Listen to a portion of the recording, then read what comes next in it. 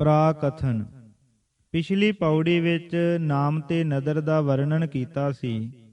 ਇਸ ਪੌੜੀ ਵਿੱਚ ਦੱਸਦੇ ਹਨ ਕਿ ਨਾਮ ਤੇ ਨਦਰ ਦਾ ਮਾਰਗ ਜੋਰ ਦਾ ਮਾਰਗ ਨਹੀਂ, ਜਿਸ ਤੋਂ ਇਹ ਵਿਦਿਤ ਹੁੰਦਾ ਹੈ ਕਿ ਇਹ ਸਹਿਜ ਦਾ ਮਾਰਗ ਹੈ।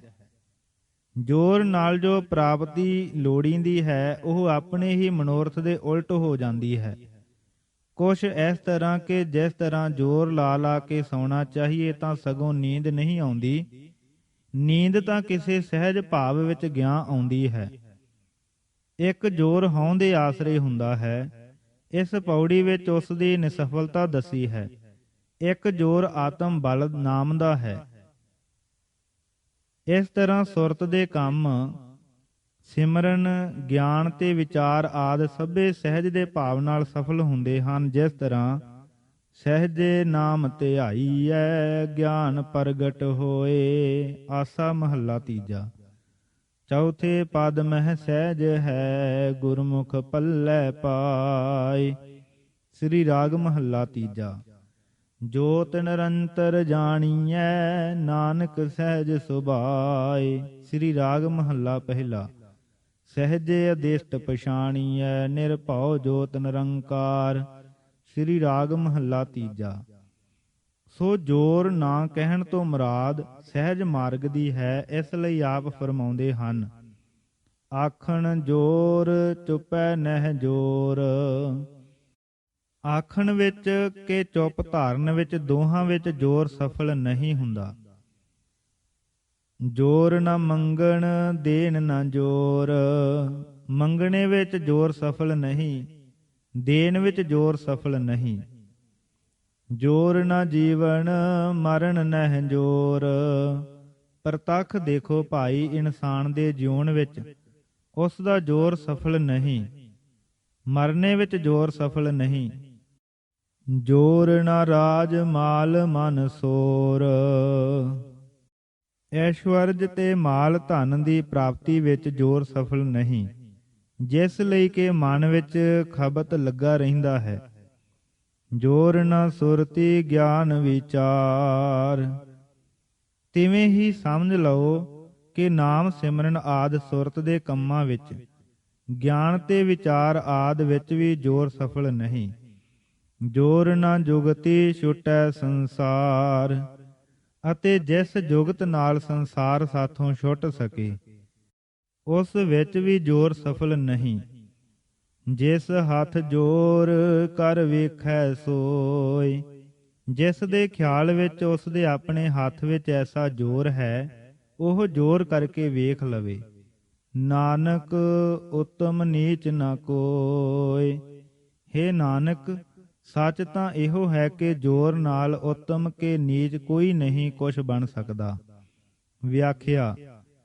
ਇਸ ਪੌੜੀ ਵਿੱਚ ਗੁਰੂ ਜੀ ਨੇ ਜੋਰ ਨਾ ਜੀਵਨ ਮਰਨ ਨਹਿ ਜੋਰ ਆਖ ਕੇ ਇੱਕ ਪ੍ਰਤੱਖ ਵਰਤ ਰਹੀ ਸਚਾਈ ਦੱਸੀ ਹੈ।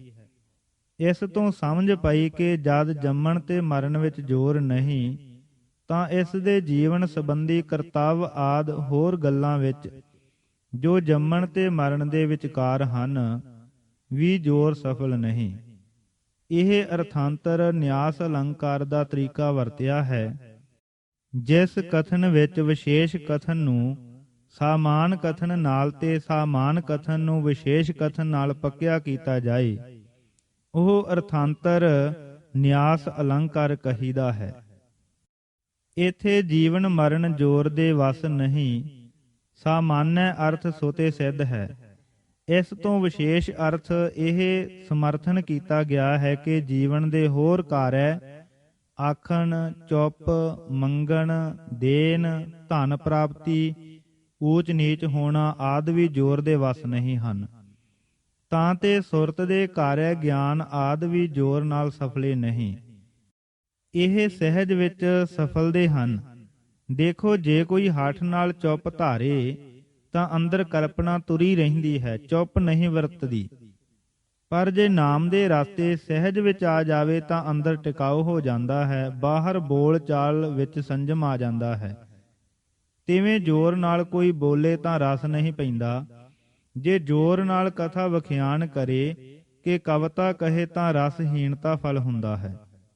ਜੋਰ ਨਾਲ ਨਾਮ ਜਪੇ ਤਾਂ ਰਸ ਨਹੀਂ ਪੈਂਦਾ। ਸਹਿਜੇ ਗਾਵਿਆ ਥਾਏ ਪਵੈ ਵਾਕ ਹੈ। ਸ੍ਰੀ ਰਾਗ ਮਹੱਲਾ ਤੀਜਾ। ਜੋਰ ਨਾਲ ਮੰਗਣਾ ਅਰਥਾਤ ਭਿੱਖੂ ਬਣਨੇ ਲਈ ਵੀ ਅੰਦਰ ਸਹਿਜ ਦੀ ਧਾਰਨਾ ਦੀ ਲੋੜ ਹੈ। ਹਠ ਬ੍ਰਿਤੀ ਨਾਲ ਬਣੇ ਹੋਏ ਭਿੱਖੂ ਦੇ ਅੰਦਰ ਸੰਤੋਖ ਨਹੀਂ ਉਪਜਦਾ। ਦਾਨ ਕਰਨ ਵਿੱਚ ਸਹਿਜ ਦੀ ਲੋੜ ਹੈ। ਹਠ ਨਾਲ ਕੀਤਾ ਦਾਨ ਮਨ ਨੂੰ ਨਿਰਮਲ ਨਹੀਂ ਕਰਦਾ। ਜੰਮਣਾ ਜਿਉਣਾ ਮਰਨਾ ਕਿਸੇ ਦੇ ਆਪਣੇ ਵੱਸ ਨਹੀਂ। ਇਹ ਸੁਤੇ ਹੀ ਸਹਿਜ ਸੁਭਾਅ ਹੁੰਦਾ ਤੇ ਮੁੱਕਦਾ ਹੈ। ਕਾਮਯਾਬ ਰਾਜਾ ਜਾਂ ਧਨੀ ਬਣਨੇ ਲਈ ਅੰਦਰ ਇੱਕ ਸਹਿਜ ਭਾਵ ਦੇ ਆ ਜਾਣ ਦੀ ਲੋੜ ਹੈ। ਜੋਰ ਧੱਕੇ ਵਾਲੇ ਰਾਜੇ ਤੇ ਧਨੀ ਜਿਸ ਪ੍ਰਯੋਜਨ ਲਈ ਰਾਜ ਤੇ ਧਨ ਇਕੱਠਾ ਕਰਦੇ ਹਨ, ਉਹ ਪ੍ਰਯੋਜਨ ਅਸਫਲ ਹੋ ਜਾਂਦਾ ਹੈ। ਰਾਜ ਤੇ ਧਨ ਸੁਖ ਭੋਗਣ ਲਈ ਲੱਭੀਦਾ ਹੈ, ਪਰ ਜੋਰ ਹੱਠ ਵਾਲੇ ਰਾਜੇ ਤੇ ਧਨੀ ਦਾ ਅੰਦਰ ਖੌਲਰ ਵਿੱਚ ਰਹਿੰਦਾ ਹੈ। ਖੌਲਰ ਵਾਲਾ ਮਨ ਸੁਖੀ ਨਹੀਂ ਹੋ ਸਕਦਾ। ਪਰਜਾ ਜਾਂ ਗਰੀਬਾਂ ਨੂੰ ਸੁੱਖ ਦੇਣ ਦਾ ਮਨੋਰਥ ਵੀ ਰਾਜੇ ਤੇ ਧਨੀ ਦਾ ਸਹਿਜ ਵਿੱਚ ਸਫਲ ਹੁੰਦਾ ਹੈ। ਜੋਰ ਹਉ ਵਿੱਚ ਸਫਲ ਨਹੀਂ ਹੁੰਦਾ। ਸੁਰਤ ਦੇ ਗਿਆਨ ਵਿਚਾਰ ਅਰਥਾਤ ਪਰਮਾਰਥ ਦੀ ਸਫਲ ਪ੍ਰਾਪਤੀ ਤਾਂ ਹੈ ਹੀ ਸਹਿਜ।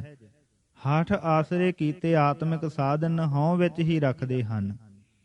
ਜਦੋਂ ਅੰਦਰਲਾ ਟਿਕਾਓ ਸੁਭਾਵ ਭੂਤ ਹੋ ਕੇ ਆਤਮ ਰੰਗ ਵਿੱਚ ਨਿਰਯਤਨ ਰੱਖਦਾ ਹੈ, ਤਦੋਂ ਸਹਿਜ ਦੀ ਅਵਸਥਾ ਹੁੰਦੀ ਹੈ ਤੇ ਉਹ ਸੁਖ ਰੂਪ ਹੁੰਦੀ ਹੈ। ਜਿਵੇਂ ਤਾਰੂ ਦੀ ਮੁਰਦਾ ਤਾਰੀ ਉਸ ਨੂੰ ਨਿਰਯਤਨ ਤਾਰੀ ਵਿੱਚ ਲਈ ਜਾਂਦੀ ਹੈ। ਹਠ ਬ੍ਰਿਤੀ ਨਾਲ ਸੰਸਾਰ ਛੱਡ ਕੇ ਜੋ ਤੀਰਥਾਂ ਜਾਂ ਬਨਾਂ ਵਿੱਚ ਚਲੇ ਜਾਂਦੇ ਹਨ, ਸੰਸਾਰ ਤੋਂ ਛੁੱਟਦੇ ਨਹੀਂ। ਬ੍ਰਿਤੀ ਸੰਸਾਰਾਕਾਰ ਰਹਿੰਦੀ ਹੈ।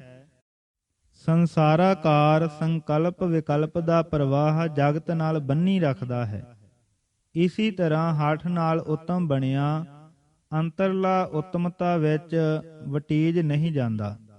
ਨੀਚਤਾ ਅੰਦਰ ਵਸਦੀ ਰਹਿੰਦੀ ਤੇ ਦਾਓ ਪਾ ਪਾ ਕੇ ਨਿਕਲਦੀ ਰਹਿੰਦੀ ਹੈ। ਜੇ ਕੋਈ ਉੱਤਮ ਹੋਵੇ ਤੇ ਜ਼ੋਰ ਲਾਵੇ ਨੀਚ ਨਿਰਮਾਣ ਸੇਵਕ ਹੋਣ ਦਾ, ਤਾਂ ਵੀ ਸੰਭਵ ਨਹੀਂ।